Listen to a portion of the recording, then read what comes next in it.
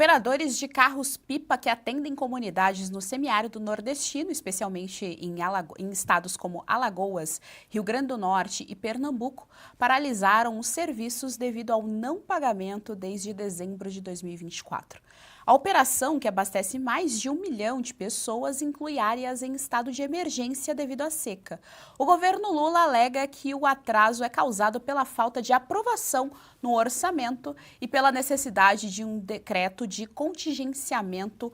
Bruno Musa está aí, a região Nordeste sofrendo com a seca e o governo federal não está fazendo aí a sua função, que é justamente levar água para lá, mas o Lula sempre gosta de mencionar que ele levou água ao Nordeste.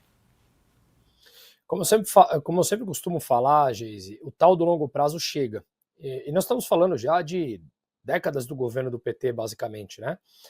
Com alguns pontos de exceção aí, mas basicamente uma manutenção da hegemonia do poder no século XXI do próprio PT no Brasil. Portanto, esse longo prazo, que era tão distante, simplesmente chegou e a gente vê incríveis números, como eu falei, que na própria Bahia a desaprovação é maior do que a aprovação, sendo que é o reduto eleitoral petista, assim, escrito, né? Sempre foi.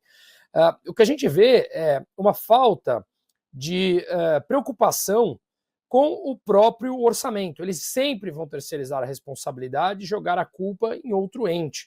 Colocar não foi aprovado o orçamento, etc. Só que vamos lembrar que do orçamento total brasileiro, para deixar claro, são 2,3 trilhões de reais, 96% já está carimbado. O que isso significa? Significa que já tem um destino para manutenção da máquina pública, gastos obrigatórios.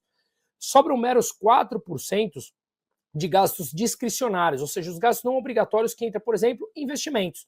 Desses menos de 200 bilhões, de um total de 2,3 trilhões, menos de 200 bilhões, que é o não obrigatório, você ainda tem que destinar 50 bi para emendas parlamentares.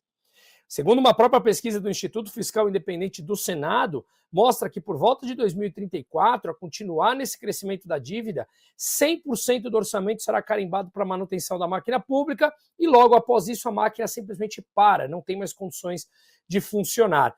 E é justamente isso que a gente vê, esse menosprezo com a responsabilidade do dinheiro do pagador de imposto.